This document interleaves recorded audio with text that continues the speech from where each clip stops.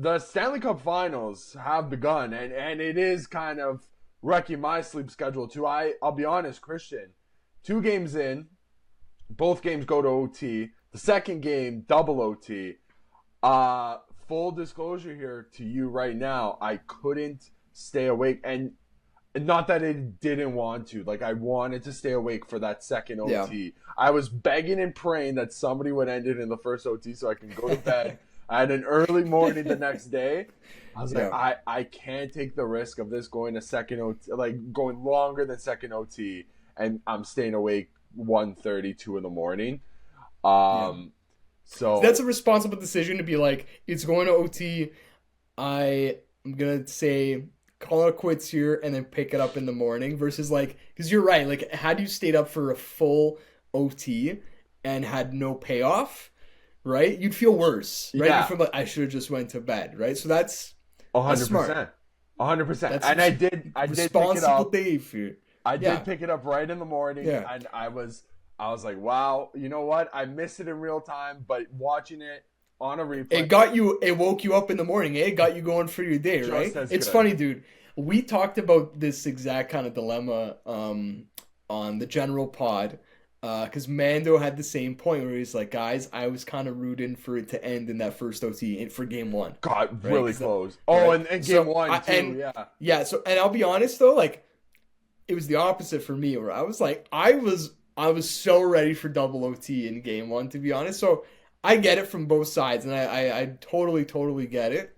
But you know what? This series so far, and early returns, like only 2 games in, but it's more than delivered. Like, it's crazy going from us having watched a ton of these Leaf games, and I'm not talking like a sleepy regular season game against the Buffalo Sabres. Like, in the playoffs, the games involving the Leafs, a lot of the times, not a slog, but it was almost like you were watching a soccer game in the sense that you had to be dialed in on all the little details because things developed slowly, right? Mm-hmm. These games, and you know what? This is honestly more of an Edmonton thing than a Florida thing. Honestly, since the Oilers first made the playoffs in like 2018, anytime I tune into an Oilers game, it's like I'm watching a different sport. Like, they just play at an insane pace, and I've seen that in these 2 games. Quite literally, like, it's not breakneck. Like it's a breakneck, like 82 regular season, and then however many. It used to be only like 7, but now it's up to 20 playoff games as well. Right? Yeah, it's ridiculous how just intense they play, especially their 2 big horses. It is quite literally. I might have said it. I don't know if I've ever said it on this podcast, but the only reason sometimes I would stay up to watch late night games was to watch those 2 play. Like, if you were to start somebody new into the NHL, you probably sit them down and watch Edmonton Oilers, like typically, like, or just a regular good old Edmonton Oilers game. It's, you know what it is? It's you tell them on a not middle of January. That's kind of dog days. Like, okay, this is what you do. You say, hey, it's middle of March.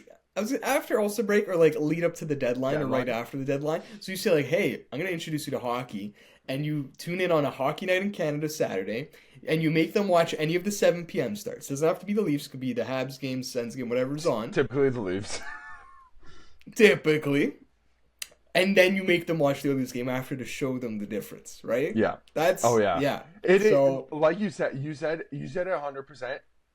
Like best. It is quite literally like a different sport with them.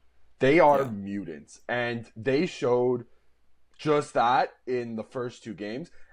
And I honestly, through 2 games now, I think that this series has delivered in terms of raw entertainment. I would imagine if you are a fan of either the Edmonton Oilers or the Florida Panthers, your heart must be still recovering. Smithereens right now. Yeah. It just doesn't even exist. Yeah, 100%. From game 1, the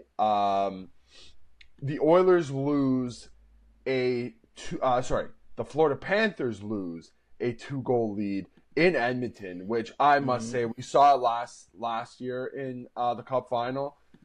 but the Rogers, is it Rogers Place or is it Rogers Arena? I always forget. Place. Arena is Vancouver. Vancouver. Yeah. Rogers Place and the city of Edmonton, the Moss Pit outside, they are bananas. I love a rabid fan base, and especially seeing that sea of orange when they, I know they scored late in game 2, when they tied it up in game 1.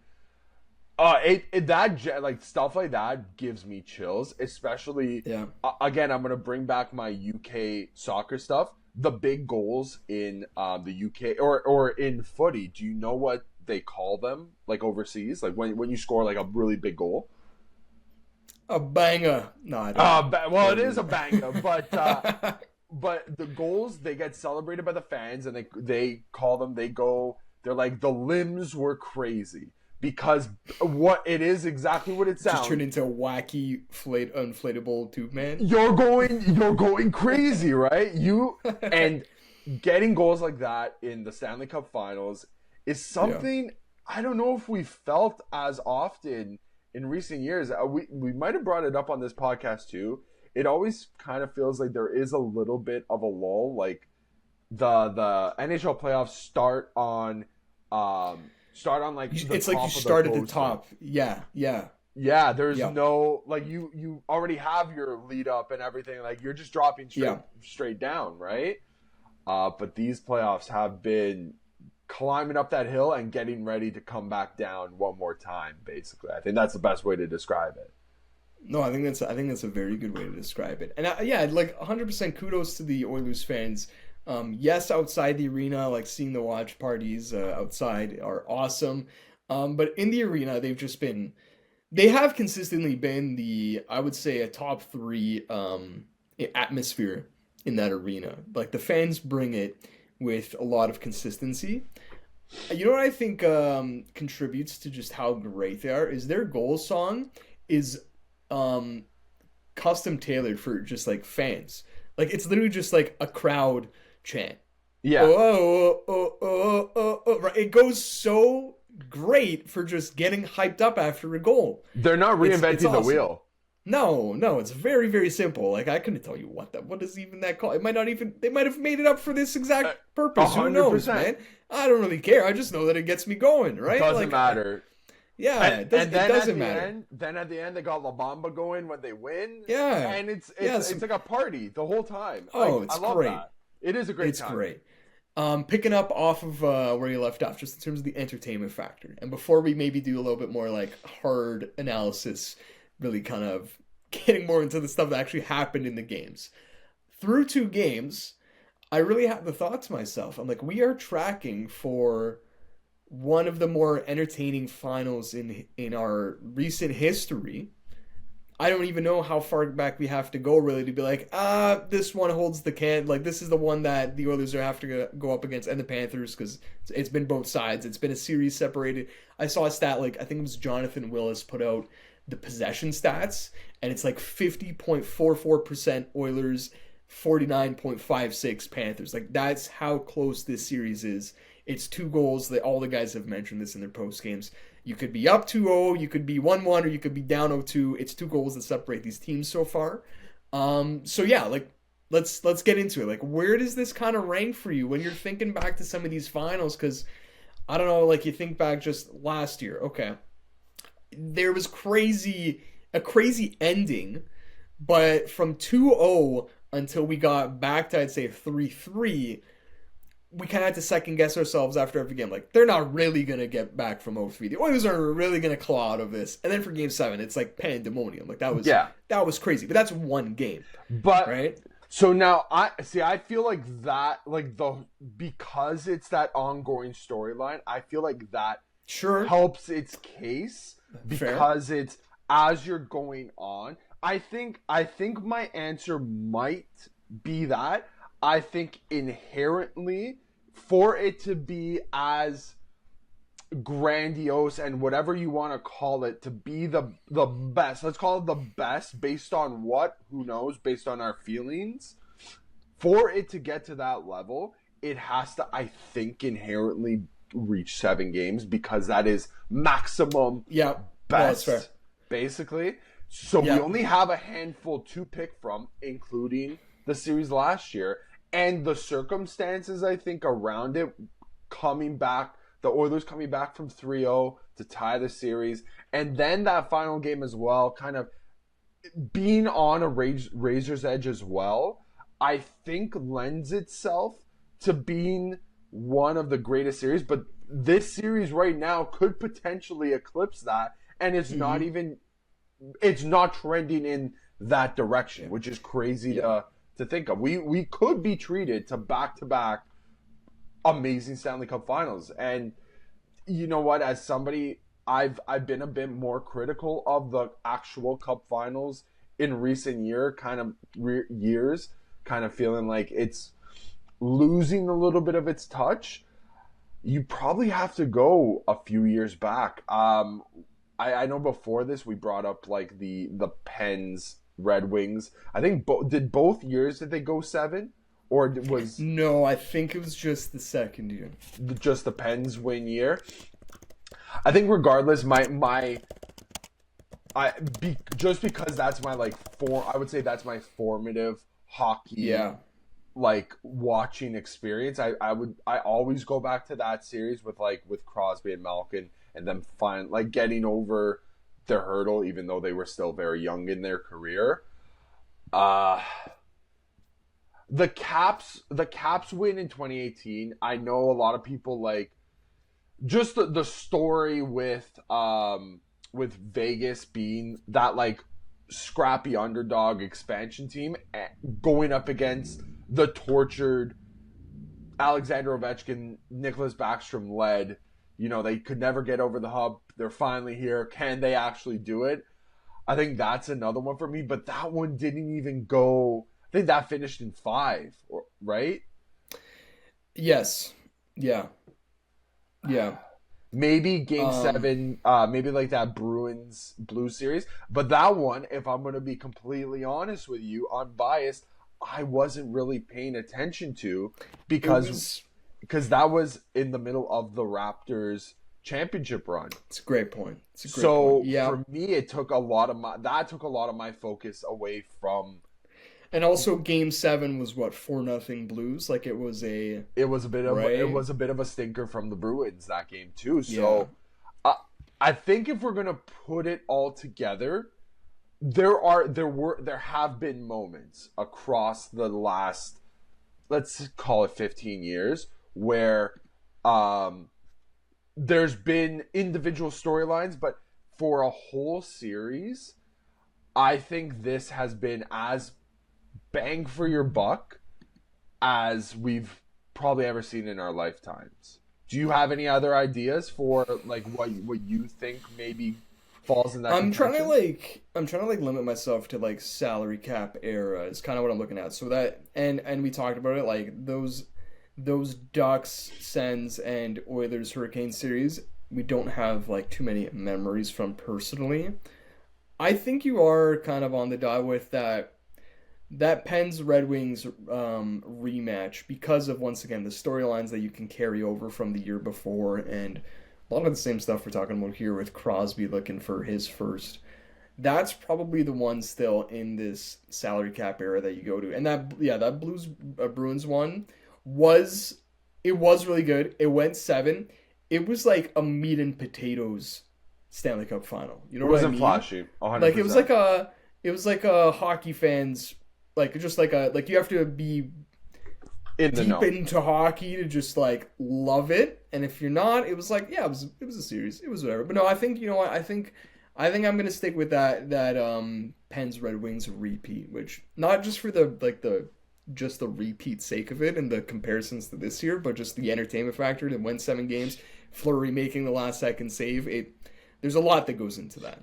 Yeah. I'm even thinking about those mid 2010s cup runs. The only one that I don't even know if it really holds a test, but just because of the finish, I think it gets higher marks is that Kings 2014 double OT winner, just the whole celebration around it. But the rest of the series, I'll be honest, wasn't that great because I remember watching that series, really anticipating those two big markets to really go at it. and it kind of let me down until that final game with the Alex Martinez double OT winner, and I was like, okay, like at least the ending was cool. It's a good finish, yeah. Only went 5 games to, but 100%. I feel like the point that we can take away from this is it kind of feels like as a neutral hockey fan, fantastic watch, man. Yeah. We've also kind of been like, I wouldn't say robbed, but it's very hard to get other people in if it's not entertaining. Everybody wants the entertainment, and the entertainment just isn't always there. I think that might be a takeaway that we have. If you have anything else, I would basically say this. This is a good way to wrap up like just this part of this. I think the NHL successfully went toe-to-toe with the NBA's Game 1 of their final. And I know everyone's poo-pooing on... Not everyone, because I think there has been pushback. But the narrative going in was OKC and Indiana, 2 small markets, ratings are going to be down, yada, yada, yada. And then we got an absolute insane Game 1 finish. The NHL went toe-to-toe with that, and I think they came out on par. I think that's a credit to the NHL. Right? That's a win. That is a win. Fair. 100%. Yeah. Just now, like, maybe going into the game, Game 2 was, can we call that the Brad Marchand takeover game? Would you say that's the cherry on his DQ blizzard, Dave? Is that what you would say? It could be. It very well could be. Dude, Game 2, he was electric. Like, that was as involved as Brad Marchand. I know we've sung his praises recently. I think I have too, especially.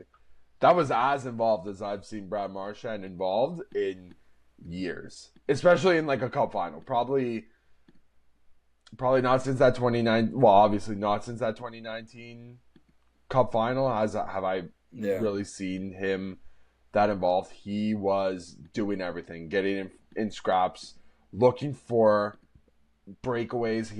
I think he scored on 2. Yeah. Almost had a third. Was alone in front for 1. It was like, oh my God, dude.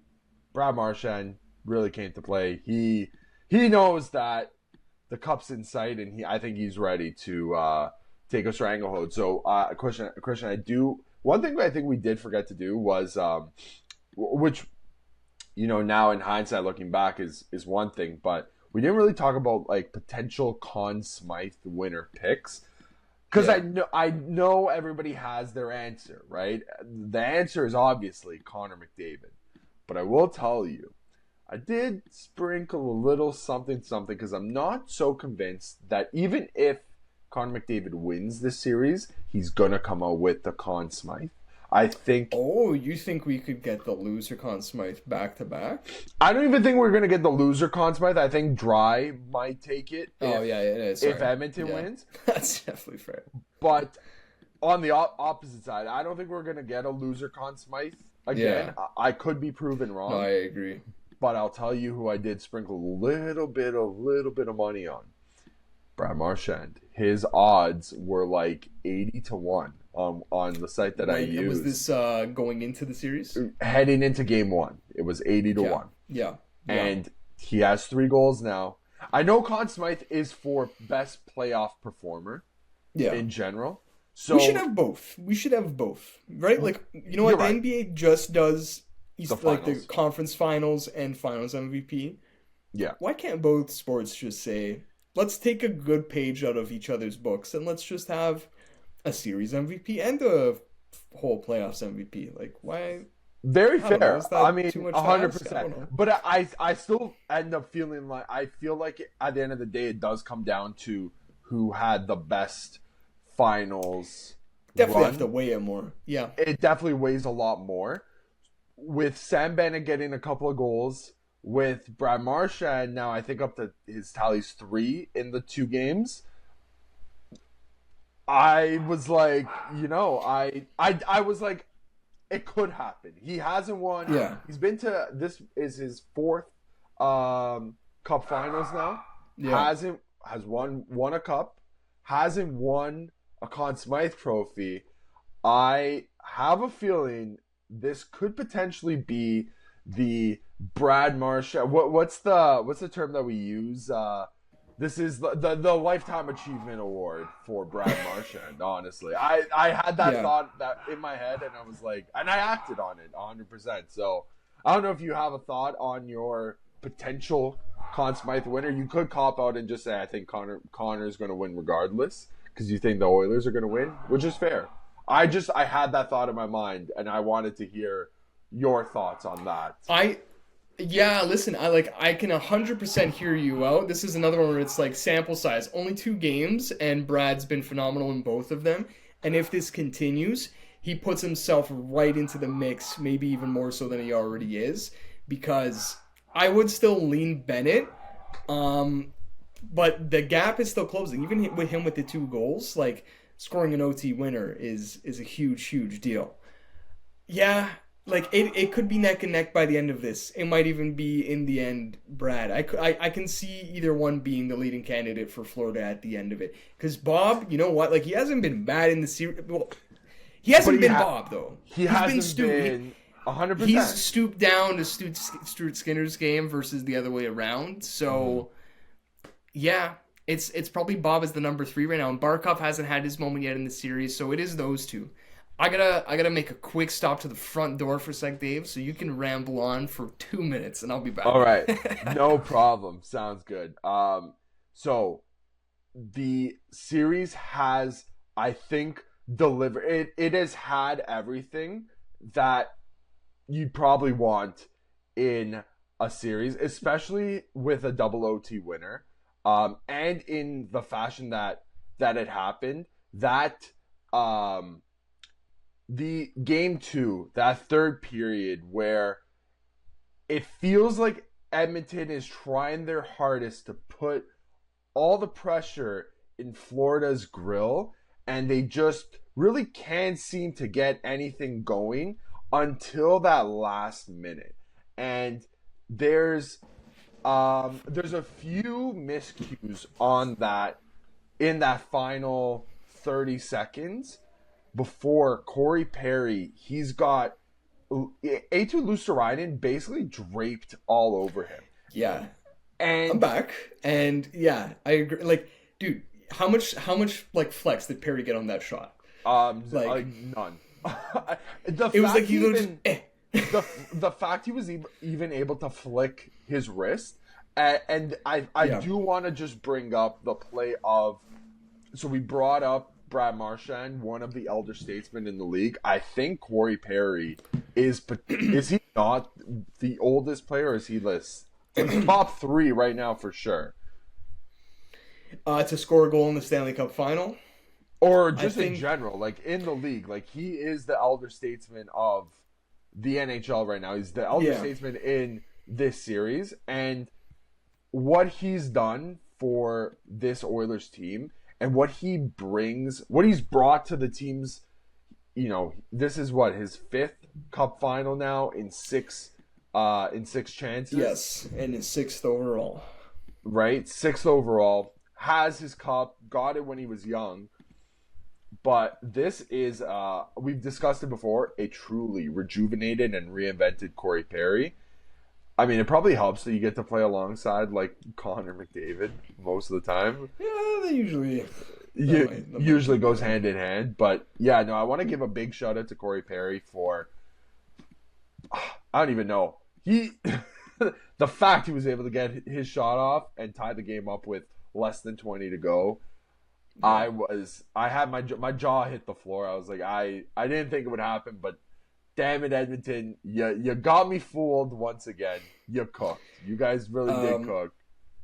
It's hilarious that we've now given kudos to the rat and now the worm. What kind of world do we live in, Dave? How have we did that? We already had 2 separate conversations. I brought up how Brad going to Florida was the opposite of what I like. To me, that was he became Tkachuk's henchman, and that hasn't happened because Tkachuk is injured. It's been more like he's like the mentor, like the wise. He's like was gonna say, He's who's the master splinter of you read my mind, Dave. You were thinking of yes, there. Yeah. Yeah, because so I went through like all of the old mentors in like all the different movies. I'm like, the other one no, was he's Master not a Yoda. Shifu. Yeah, yes. I'm like, he's not Yoda. He's not Master Shifu. He's not the turtle from that movie, Master Oogway. Oh yeah, He's Master Splinter. Yeah, but he is Master Splinter. I don't know what the hell Corey Perry is, but at least in the Brad side, I had that one. But yeah, I also talked about Perry, where I was making the parallel between him and Randy Orton, and I don't know, it kind of still maybe yeah, it kind of still feels like that to me, like that's a good comp. I had this conversation on the general pod as well, and I think this is a really good one to have here again. What's been the storyline with so many guys on Edmonton, like? Just in terms of like getting more than you expected, from Kapanen, from Klingberg, Connor Brown before he was injured, he's back, but yeah, like he had some great stuff. All of these guys kind of having not second wins in their careers, but having to reinvent their game, right? Rejuvenation. Like yes, and it's not even. Like, Kasperi Kapanen is a different player now than he was with the Toronto Maple Leafs. He 100%. probably won't ever score 20-plus goals again in the NHL. He's now a different player. He fits a different role, and he plays it well. Is that not exactly what we've been praising Corey Perry for? That guy feels like he's had two careers. It's the All-Star career and the bottom six career. And, maybe he's turning back the clock a bit now and going back to his All-Star days, the way that he's been playing, but I almost wonder if having him as the poster child for how to lengthen your career and be successful really helps some of the guys down the lineup. Like I mentioned too, like a Matthias Janmark was a highly, highly, highly touted prospect with Detroit, and when he went to Dallas, never turned out to be that guy. But I'll tell you what, Oilers fans are more than happy with what he's given them. Victor Arvidsson, 60-point guy with the Kings. He's playing a different kind of role. That's a great one. Vasily dude.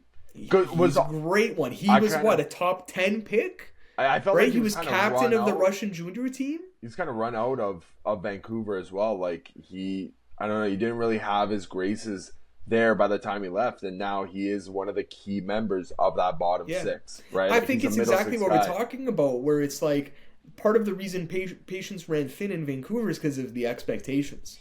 Vasily Podkolzin, like if Vasily Podkolzin was this player for the Vancouver Canucks, I still don't think they'd be happy because that wasn't the promise that they were made. That's fair. And so that's part of why you let him go, and he's flourishing here. So I think like Corey Perry, for all the stuff he's actually doing on the ice, incredible. But for what he represents for the Oilers, and maybe they don't even have made this connection. Maybe I'm just kind of, this is just. It could just be a subconscious thing, honestly. It's just an observation I've seen. He is the poster child for this type of and Klingberg too. Right? They played 2 games for the Leafs, and now this guy is playing with Jake Wallman. Who thought that would have been a pair that you'd be willing to trust defensively, right? Like. It's nothing against Wallman. It's really more to do with Klingberg. But, and I said this, like, this is the cliche where offense is your best defense. Yeah. And if the puck's not in your zone and you can make a clean breakout pass, which those two can, that's good defense.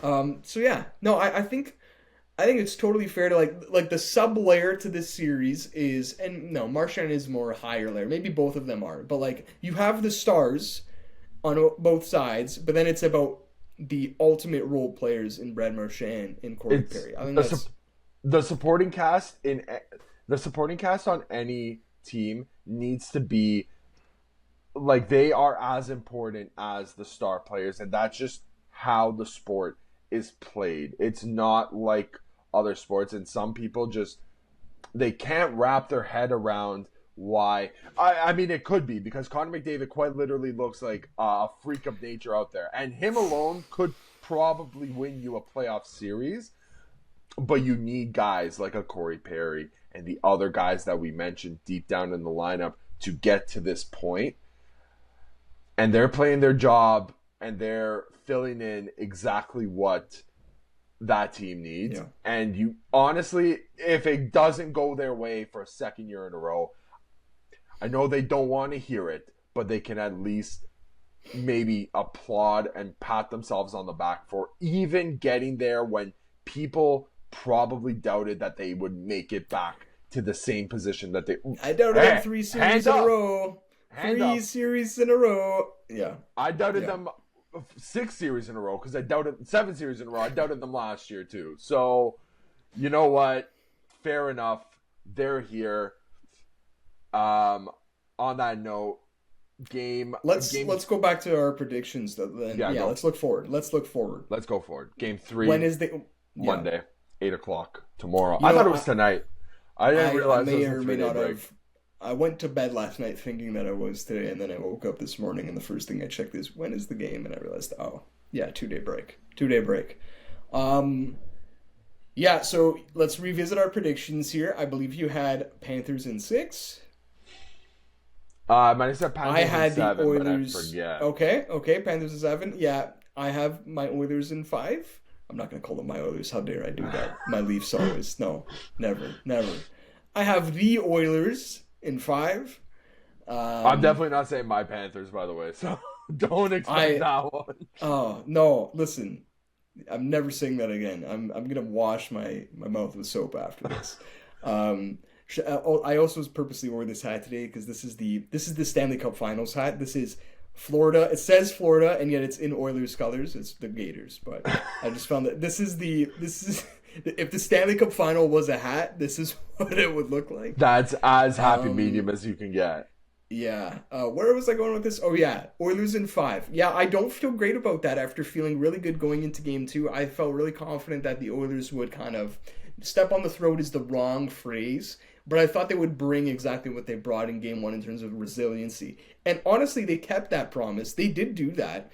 And like I said, this has been a coin flip either way. I don't really think there's anything to discredit on either side, really. We've seen one team pile on the pressure, then the other team, back and forth.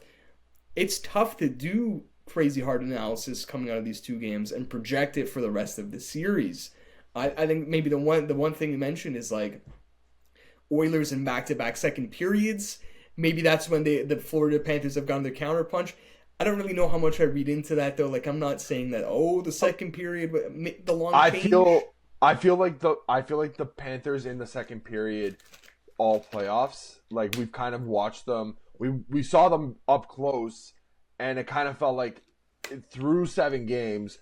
Their second periods were always the ones where they started to ramp up their pressure and get a lot of their early work done to get the hard work out of the way, basically. I could think back to especially the first few games of the Leafs series, and I feel like they did the same thing against the Lightning. That could just be their MO. So for the Oilers, knowing that, how do you counter that? On the flip side, for the Panthers, I feel like they really haven't come out the strongest to start out the 2 games. Okay. Yeah. Maybe. And it's tough. This is what I would say the biggest thing. This is as far as I could go as far as saying this about the Panthers doesn't look great. This series on the whole has been more Oilers style of play than Florida Panthers style of play. Yeah. So this is Florida adjusting to Oilers hockey instead of vice versa. That's as far as I go. But honestly, the Panthers have done pretty good at that adjustment. Yeah. Now, a question could be, can the Panthers bring their style of hockey to the Oilers, especially now going home for the next 2 games? Can the Oilers, if that happens, continue with that play without the fans behind them, right? Will they be able to adjust, basically, right? This will be... I almost wonder if what if we see 2 Florida-style games now in Florida, right? Well, do we see a split in Florida? Because if we're going to go back to last year, the Oilers lost 3 of 4 games in Florida because they lost the first 2. They would have won 1 to send them back to Florida for Game 7, right? So you lost 3 of 4. Can you change that? That won't be good enough if you want to win a Stanley Cup. Yeah. Yeah. Long way of saying Oilers in 5 does not feel concrete anymore. I'm going back to like I'm not changing my prediction. I'm standing by it, but like through 2 games, it is a coin flip, and a coin flip would say it goes 7 games. So yeah, it sounds very cliche, but it's just been a dream of a series to watch. Don't know how much else I've got. I think I do have some stats. I don't know if you had any closing thoughts, and I can hit us with these stats before we go. You can hit me with the stats. Go right ahead. Okay, so this was we talked about Corey Perry. That tying goal at the with what was it, like 17 seconds left or whatever? Yeah, I scored in 1942. So what's that? 18 seconds. 18 seconds. There we go. So that was his 9th career goal in the Cup Final. Tied Brad Marchand with that. That didn't last very long. So there's that one. That and Corey Perry's tying goal, latest tying goal in Stanley Cup Final history. That seems a bit ridiculous to me. No asterisk on this one. Not in the expansion era, salary cap era. Not this is ever. Even like pre World War II era, like nobody. You're telling me like Red Pullman from like the 1942, like the Toronto Maple Leafs didn't score less than 18 seconds. It was remember we did this talk last time. It was like Perry, if he lost this series, would be the 3rd player in NHL history to play that many series and only have 1 Stanley Cup. And one of the guys' names was Red Horner. He played for the Leafs. He played for the Leafs in the frickin' 40s. No, so the answer this time, previous record was Todd Sloan in Game 5 of the 1951 final. I would have got that one. He did not include who was in that final. Let's just go back to. I mean, it's not that like there's only 6 teams. So take your pick. I'll be honest. Probably wasn't the Rangers, and probably wasn't the Blackhawks at that time. I'm trying to think here. Early 50s. My guess is Leafs Habs.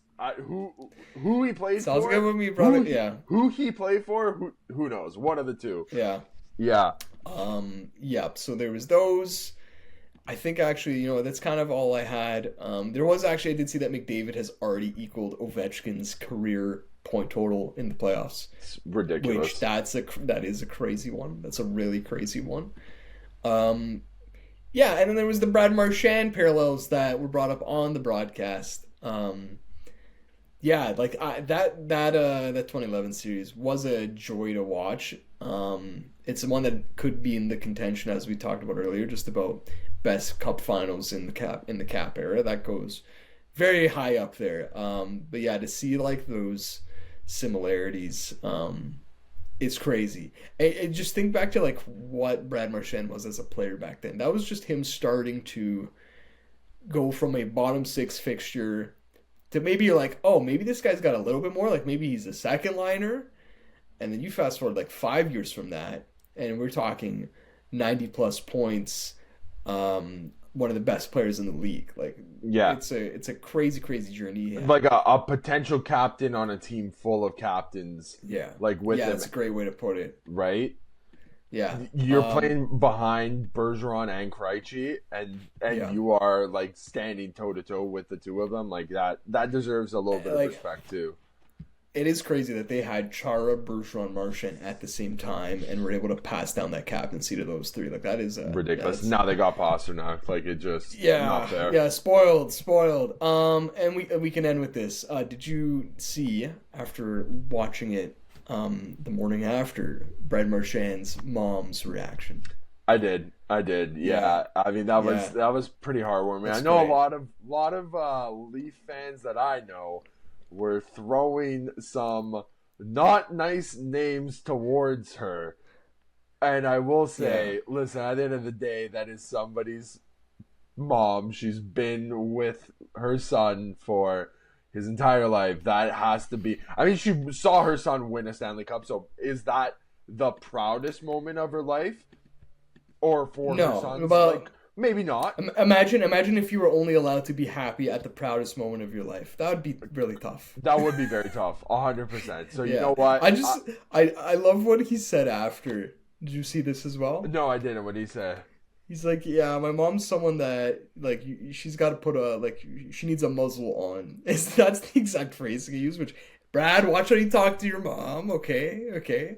He can say it, whatever. But yeah, like, and that comes through. Like, she was holding that in, that scream, that I don't know where she's sitting exactly in the building. Probably, I mean, listen, they can probably sit as close as they want, but something tells me whatever Brad's mom shouted, nobody on the ice heard. That was just her doing that for herself, For whatever. her son. Yeah. Right? Like, she could not keep it in her chest. She had to let it out. It was like just the reaction. 100%. So that was funny. Thought that was funny seeing that from Brad, and yeah, he looks exactly like both of his parents somehow. Like, Brad Marchand's mom looks exactly as we picture Brad Marchand's mom, but also he looks like his dad too. Yeah, 100%.